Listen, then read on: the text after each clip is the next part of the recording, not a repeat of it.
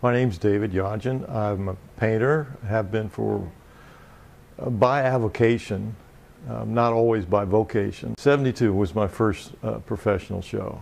It was a family show. My father's a painter, was a painter, my mother was a painter. I have two sisters who draw and paint. I have another sister who's somewhat musical. I paint because I have to, I find. I find that when I don't paint, I start to go crazy, literally. It's not just a phrase that I bandy about. It's something that literally happens. I get very depressed, angry when I'm not able to express myself, because I express myself through my paintings. Mm-hmm. And I used to think, well, I can probably get away with not painting, but I can't. I've had jobs for short periods of time, for longer periods of time, that is jobs other than painting, and I've always come back to painting, or painted in addition to that. I've been in this space since 2005, I think. A friend of mine was here before and he left and came open. This is a studio space with 12 other artists.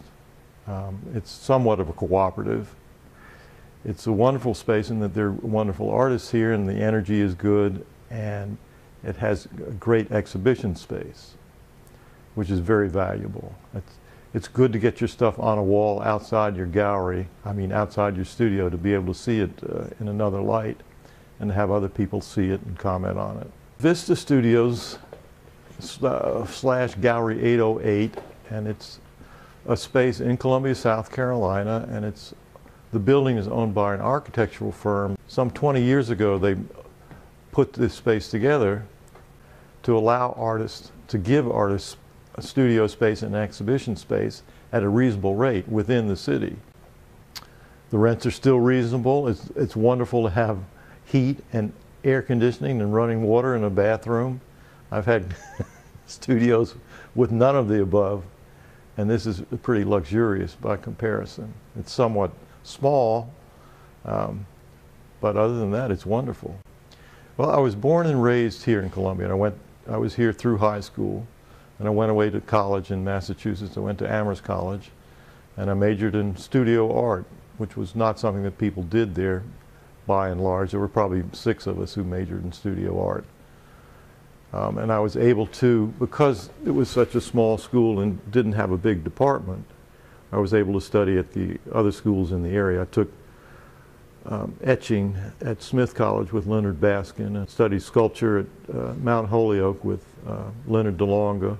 It was great, and in my junior or senior year, I moved out to a farm that some friends of mine bought, and I lived there my senior year and then stayed there for 4 more years.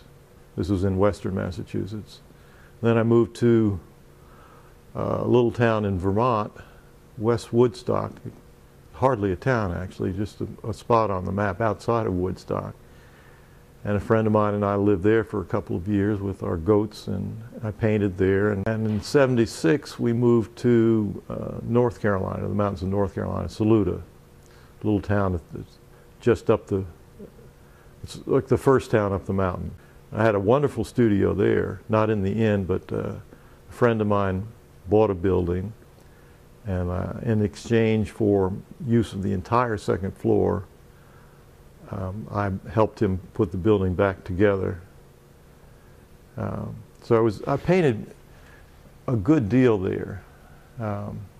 Also worked as a carpenter and as a waiter. Often the subject matter of my paintings had to do with what was going on around me. In North Carolina, I worked one of the things I did was I worked as a waiter in a small restaurant, and I did a painting of that. I worked as a carpenter, and I did a painting of the grill in town with the man that I worked for at the lunch counter. Wherever I was affected how I react or responded to the world around me, visually, emotionally, temperature-wise, whatever. I know it affected me, but I've always pulled a lot from my imagination and memory in my work. even as I would do paintings that were just, I never did landscapes, but I would do houses from time to time, or buildings, and they were always what was around me. And then I would, I would paint from life, doing a building or a still life or something, and then I would always go back to painting from my memory and imagination. And I think that's because as growing up, I was looking at paintings constantly, and they were, the ones that appealed to me were ones that were allegorical, they were ones that were mythological, they were ones of that dealt with dreams and memories, and so that's what always appealed to me. There was a richness in them that, rather than, not that there can't be a richness in any type of painting, but it's simply what appealed to me. Things that dealt with the history of different religions, of different mythologies, of larger than life, larger than human figures, larger than human forces, something that just takes me beyond myself and into, stretches my imagination. What started out as a swimming pool, you see this horizon line suggesting a pool, turned in eventually to a stage with this curtain.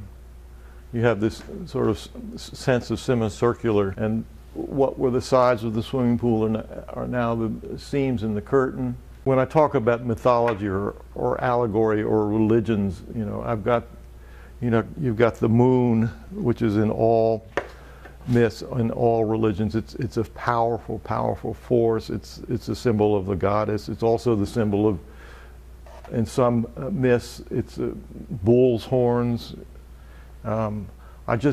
It fascinates me that all these things are in so many different cultures and so many different religions and so many different mythologies. And what I'm doing with them at this point is just putting them on a stage which allows me to put anything there, and making a small vignette, a small play of my matter. It can be, that's another, you know, sort of ambiguity or tension that is in there, because I don't know really whether they're behind or in front of, and then, you know, you can separate that. Is it conscious or subconscious, or is it, you've got all this balance going on. And it's not that I do this, start out consciously to do that, it's just when I look back I see these things, or I don't even necessarily see them. People will say to me, well, this is going on or that's going on, and I go, yeah, that's pretty interesting. So what I try to do most often is not think out the work before I start. I'll just sit down or stand in front of the canvas and start painting, and then either something I've heard or something I've read or something I've thought about or something I felt will suggest what sort of, like these apes started last year because I kept hearing about them on the radio, on NPR. They were talking about bonobos. And at that point there was a bit of a lull in what I was going to put on the stage with this man next. And there they were. That was what had occurred to me. That was what had come into my consciousness. And so rather than say, well, why? I just said, okay, I'm going to go with this. There's a lot I don't know about in this world, how to respond to it. And so this fellow has slowed down immensely, almost to a standstill, which is appropriate for a painting, I think. And he's trying to sense what is going on. And there may be a point at which he has to move a little bit more, but he's feeling what's going on in the world, in his world, and trying to make either emotional sense of it or psychic sense of it or logical sense of it. and these creatures, icons are moving through it as though in a dream. I realized once I thought once this primate had appeared, and playing with that, and the fact that this is the South, and it's, in spite of its being the 21st century, we're still reliving the Scopes trial, you know. Not to point fingers or make fun of anybody, but it's, you know, it's interesting to me that that tension exists. I just called it greeting because I didn't know what they were doing. I mean, they've come together for one reason or another, but then it seems to be a friendly encounter, yes. Call this one Scene Something Something Lawnmower, and there's a bonobo in the background crossing the space, and the guy's looking out into wherever, and it's like the bonobo's going, what is this guy up to? What is that thing he's got, and why is he doing that? And the man's going, why am I doing this? What am I doing? Drawing is a way of allowing me to see. There's a tendency to think, well, I know what that is, but until I draw something or paint it, I've not really looked at it carefully, and that's a way of absorbing it and then taking back out or giving back out the sense of whatever it is, in this case of bonobo. So that's just a sketch. Actually, this is a much earlier painting. That's probably 10 or 12 years old. The landscape of the building in Atlanta. I painted mostly highways. Seriously, that's what I painted in Atlanta. I had to do that to keep that force at bay almost. It was just too overpowering. That city was just too much for me. And it was like, if I paint this stuff, I can keep it out here. We were in Atlanta, my wife and I were in Atlanta from '85 until 2000. We moved back here in 2000. It was cancerous. It was metastasizing, what was going on in Atlanta.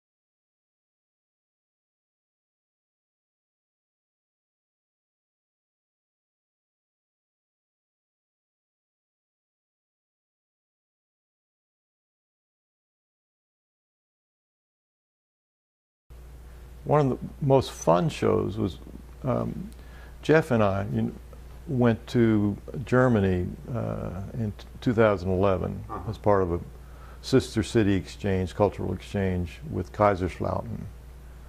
And they put us up, they flew us over there, they put us up for 10 days, they fed us and feted us and took amazing care of us, and all we had to do was work in their studio space. They had a kitchen there. The kitchen was a big part of it, and they ate together a lot and fixed big meals and fed us amazingly. And then at the end of the, or just before the end of the time period over there, we had a show with them, a themed show, and that was a lot of fun. We all helped put it up and had a reception. Well, it was just a lot of fun to work in another space with other people, other artists that I hadn't known before, and how at ease I was there with them, and how friendly they were.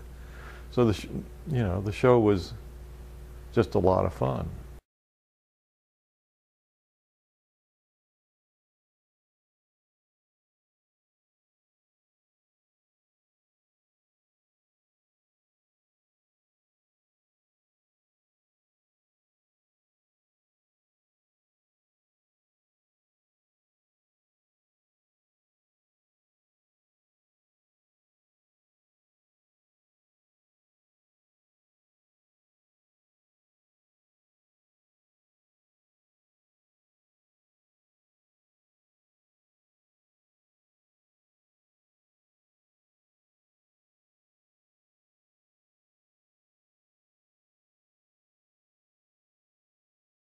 The skylight is something I really enjoy in this space. I've not had a skylight before, ever in a studio, so I've loved having that.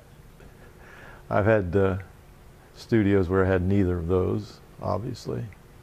Would he try to get in here early in the morning before traffic picks up too much? Because I find that I need a certain amount of quiet to be able to concentrate. If I'm in here and I've gotten momentum going, then it doesn't matter what's going on outside the room. But if I get in here and there are a lot of people here and people coming in to see shows or people coming in to visit, I lose that momentum and have a hard time getting it back. So this space is great in that it's, I love having the skylight. I like having a sink in the room. I like being warm in the winter and cool in the summer. It's convenient in that I can walk here from my house. It's a wonderful space. It's a wonderful location, right. And the people are great. The other artists in the space. There's a gallery here, If Art, who's the person who took us to Augusta, Wim Roofs. Mm-hmm. And he's a wonderful gallery, wonderful, hard-working man. I'm in one gallery in North Carolina, a small gallery, and they've sold a few pieces, which has been good. But I need to stretch.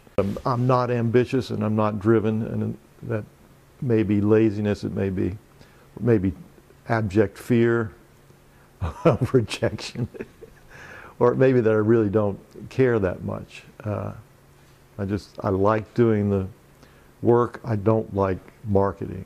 I have some Google pages on the internet, and Wim, my gallery here, has a good deal of my work on his website or blog site, and the gallery in North Carolina has work on their website.